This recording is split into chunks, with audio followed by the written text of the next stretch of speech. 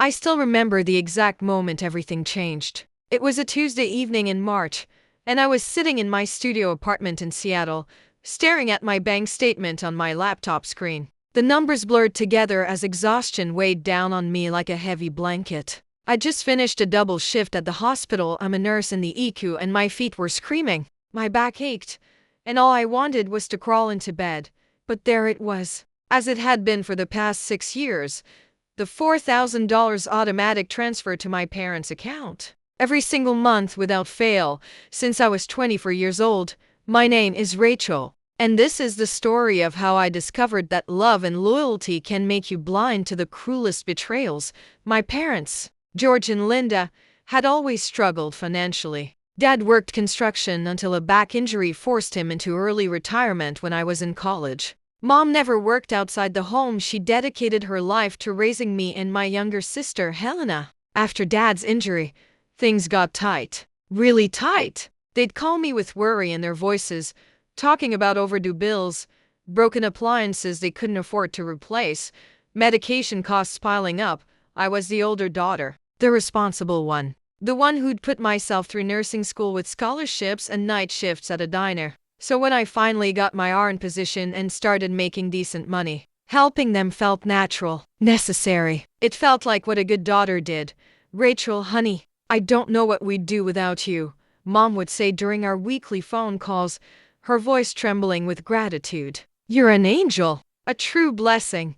Those words kept me going through the exhausting shifts, through the times when my own rent was tight, through the moments when I looked at my friends going on vacations or buying nice things while I lived as frugally as possible. It was worth it, I told myself. Family comes first. Helena, on the other hand, had taken a different path. 2 years younger than me, she'd always been the golden child, the pretty one, the charming one, the one who could do no wrong in our parents' eyes. While I was studious and quiet, Helena was vivacious and social. She dropped out of college after one semester, claiming it wasn't for her, and bounced between jobs: barista, boutique sales clerk, social media coordinator for a startup that folded after 6 months. But somehow, Helena always looked like she was thriving. Her Instagram was a carefully curated highlight reel of brunch dates, designer handbags, weekend trips to wine country, and perfectly lit selfies in trendy restaurants. Meanwhile, I was wearing the same scrubs to work and eating meal prep chicken and rice for the 5th day in a row. She's just good with money, Dad would say whenever I'd hint at my confusion. Helena knows how to stretch a dollar. She's smart like that. I believe him. I believed all of it. I should mention that I didn't visit home often. My parents lived in a small town in eastern Washington, about 4 hours away. And between my shifts at the hospital and picking up extra hours to make sure I could keep sending that monthly check, I barely had time to breathe, let alone make the drive. We FaceTimed regularly, and I'd send cards and care packages. Helena, I was told, visited more frequently. She only worked part-time at a yoga studio, so she had more flexibility. Your sister stopped by yesterday and brought us groceries, Mom would mention casually. She's so thoughtful. I'd smile and say how wonderful that was, pushing down the tiny flicker of hurt. I was sending them thousands of dollars every month. Surely that counted for something too, but I never said anything. Good daughters don't get jealous. Good daughters just give.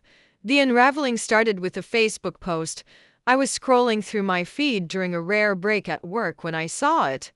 Helena, beaming in front of a brand new silver SUV, keys dangling from her perfectly manicured hand. The caption read, "Finally did it. Bought my dream car all by myself. Hard work really does pay off. Hashtag blessed, hashtag independent woman, self-made." The post had 247 likes and dozens of comments congratulating her. I stared at the photo, a strange feeling creeping through my chest. Helena worked part-time at a yoga studio. She'd mentioned her hourly rate once. It was barely above minimum wage. How could she afford a new SUV? I texted her, "Congrats on the new car. That's amazing. How did you manage to save up?" Her response came an hour later. "Thanks, sis. Just been really good about budgeting and saving. You know me." Something about her response felt off, but I couldn't quite put my finger on it. I brushed it aside and went back to work, but the seed of doubt had been planted. Over the next few weeks, I started paying more attention. Helena's Instagram stories showed her at expensive spin classes, getting regular manicures, dining at upscale restaurants. Her apartment, which I'd seen in video calls, had new furniture, a gorgeous velvet couch, a marble coffee table, modern art on the walls. Meanwhile, Mom had called me just a month earlier, crying about how they couldn't afford to fix their leaking roof. I'd sent an extra $1,000 that month. The pieces weren't adding together. But I still didn't want to believe what my gut was starting to whisper. Then came the visit. It was late May, and I'd finally managed to get a long weekend off. I decided to surprise my parents with a visit. I didn't tell anyone I was coming. I wanted it to be a spontaneous thing, a bright spot in their difficult week. I drove the 4 hours on a Friday afternoon, windows down, trying to feel excited instead of exhausted. When I pulled up to my parents' house, the first thing I noticed was Helena's new SUV in the driveway. The second thing I noticed was that the house looked different. The roof, which had been too expensive to fix, had clearly been repaired. There were new shutters on the windows. The front door had been replaced. It was a beautiful craftsman-style door that must have cost at least a couple $1,000s. The lawn was professionally landscaped with fresh mulch and flowering bushes. Drop your city in the comments. Let's see how far this story travels. I sat in my car for a moment, staring. This didn't look like the house of people who were struggling to pay their bills. This looked like the house of people who were doing just fine. My hands were shaking as I walked to the door and knocked. Mom answered, and her face went pale. "Rachel, what are you doing here?" "I wanted to surprise you," I said, trying to smile through the confusion tightening in my chest. "Can I come in?" She hesitated for just a fraction of a second before stepping aside. "Of course, honey. Of course. Come in. Your father and Helena are in the living room." I walked into a house I barely recognized. The old worn carpet had been replaced with hardwood floors. The furniture was all new, not just functional, but stylish. A large flat-screen TV hung on the wall. The kitchen, visible through the open floor plan, had been renovated with granite countertops and stainless steel appliances. This was not the house of people barely scraping by. "Rachel," Dad called from the couch, surprise evident in his voice. "This is unexpected." Helena was curled up in an armchair, scrolling through her phone. She looked up, and for just a moment, I saw something flash across her face. Fear? Guilt? It was gone so quickly I might have imagined it. "Hey everyone," I said, my voice sounding strange to my own ears. "The house looks amazing. You guys renovated?" Mom and Dad exchanged a glance. "We've done some updates," Dad said carefully. "Bit by bit. You know how it is. Must have been expensive," I said, trying to keep my tone light. "The roof, the floors, the kitchen. That's a lot of work." "We've been saving," Mom said quickly. Too quickly. Being careful with money. I looked at Helena. She was staring intently at her phone, avoiding my eyes. That's when I knew. I don't know how I knew, but I did. In that moment, standing in my parents' renovated house while my studio apartment back in Seattle still had the same second-hand furniture I'd bought 5 years ago, I understood that something was very, very wrong. "I need to talk to you," I said to my parents. In private. We went out to the backyard, newly furnished with expensive patio furniture, and I asked a question that had been building in my chest like a scream. "Where is the money going?" Dad frowned. "What money?" "My money. The $4,000 I send you every single month. Where is it going?" "Because this house," I gestured around us, "this doesn't look like the house of people who can barely afford to keep the lights on." Mom's face crumpled. Dad's jaw tightened. "We've been very grateful for your help," Dad said stiffly.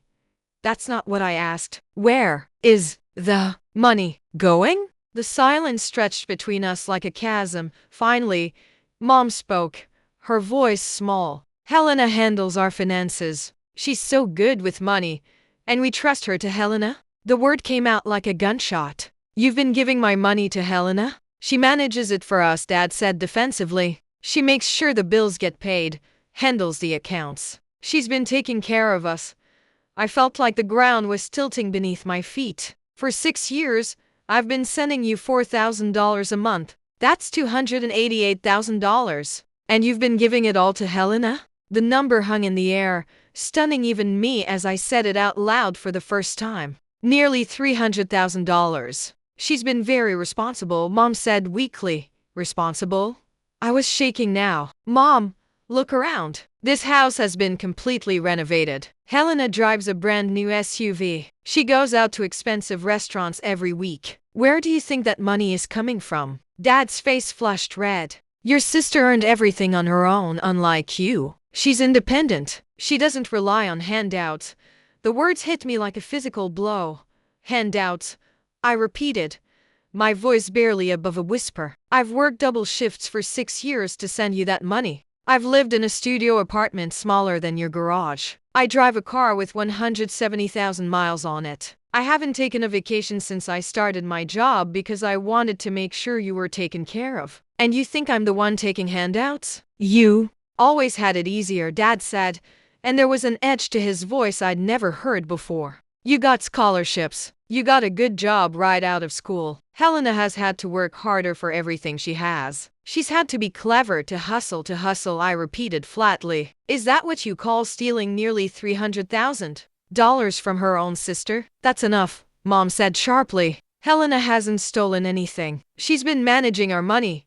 And yes, maybe she's used some of it for herself, but she deserves it. She's here for us. She visits us every week. She helps around the house. What have you done besides throw money at us from hundreds of miles away? The cruelty of it took my breath away. Helena had been the buffer between them and their financial stress, while I'd been the invisible ATM funding their comfortable life. She got the credit. I got the bill. I want to see the bank statements, I said. All of them. Absolutely not, Dad said. This is our business. It's my money. I want to see where every dollar went. You gave us that money, Dad said coldly. Once it's given, it's not yours anymore. Something in me snapped. 6 years of exhaustion, of sacrifice, of believing I was doing the right thing, it all came crashing down. I'm stopping the transfers, I said, effective immediately. And I want my money back.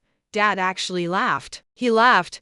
You're not getting anything back, he said. And if you stop sending money now, after all this time, you'll show your true colors. You never really cared about us. You just wanted to control us. I looked at my mother, waiting for her to say something, to defend me, to acknowledge the enormity of what I'd just discovered. But she just looked away. I need to talk to Helena, I said. We went back inside. Helena was still in the living room, but now she was standing, her arms crossed defensively. She'd heard everything. How could you? I asked her. The hurt in my voice was raw, undisguised. How could I what? She shot back. Take care of our parents. Be there for them when you couldn't be bothered to visit? I've been sending them $4,000 every month and I've been here, she interrupted. I've been the one driving them to doctor's appointments. I've been the one helping Mom with groceries. I've been the one fixing things around the house. You sent money. Big deal. Money's easy. Easy. I couldn't believe what I was hearing. I've worked myself to the bone. You chose that life, Helena said. Nobody forced you to become a nurse. Nobody forced you to live in Seattle. You made your choices. And you don't get to come here now and act like you're some kind of martyr. You stole from me. That money was for Mom and Dad and I used it to take care of them, she said. The house needed repairs. They needed a better quality of life. Yes, I used some of it for myself. But I earned it. I've been here. Where have you been? My father nodded approvingly. Your sister earned everything on her own, unlike you. Those words. Those horrible words. I looked at the three of them standing there, united against me, and something cold and clear settled over me. Unlike me, I repeated quietly. You're right, Dad. Helena did this on her own. She lied on her own. She manipulated you on her own. She stole nearly $300,000 from me on her own. And you know what? You're all welcome to each other. I pulled out my phone right there and canceled the automatic transfer to their account. Then I called my bank and put a fraud alert on my accounts. What are you doing? Mom asked, alarm creeping into her voice. I'm done, I said simply. I'm done being the family ATM. I'm done sacrificing everything for people who don't even respect me. I'm done. You can't just abandon us, Dad said, but there was uncertainty in his voice now. Watch me, I said. And one more thing, Helena. That car you're so proud of, I'm going to find out exactly where that money came from. If even $1 of it was mine, I'm taking legal action against all of you. I walked out of that house and didn't look back. The drive home was a blur of tears and rage and grief. It wasn't just about the money, though the money was staggering. It was about the years of believing I was doing something good and noble. It was about the sacrifice that had been invisible to them, or worse, dismissed as easy. It was about the golden child who could do no wrong, even when she was doing everything wrong. But most of all, it was about the casual cruelty of my father's words. Your sister earned everything on her own, unlike you, as if I hadn't earned my degree, as if I hadn't earned my position, as if I hadn't earned the right to be treated with basic respect by my own family. The next morning, I called a lawyer. I won't bore you with all the legal details, but here's what I learned.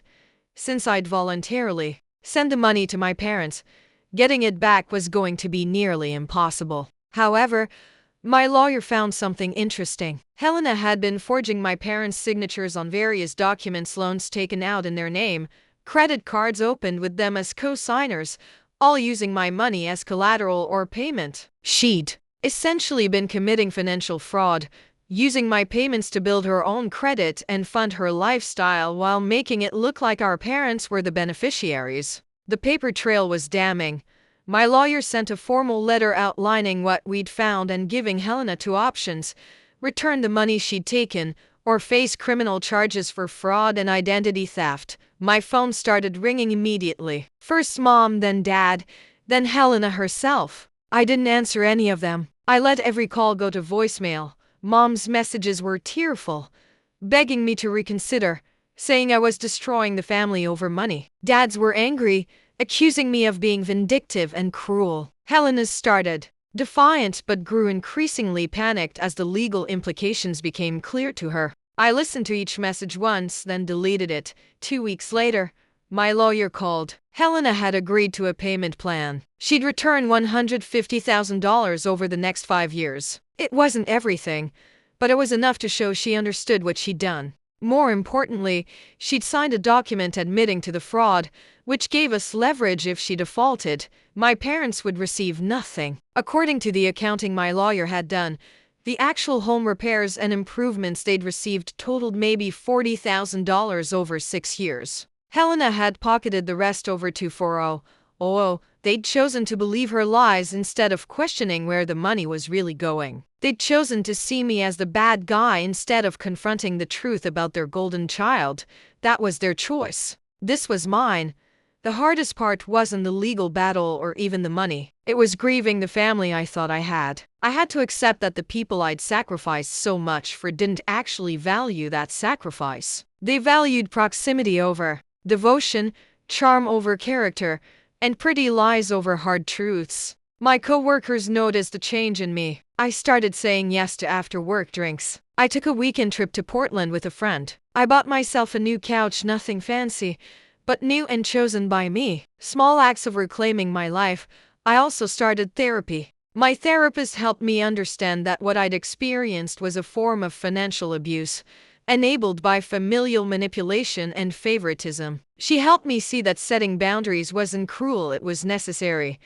It's been 8 months now since that day in May. Helena has made 3 of her scheduled payments. She's had to sell the SUV and move to a cheaper apartment. She posts a lot less on social media these days.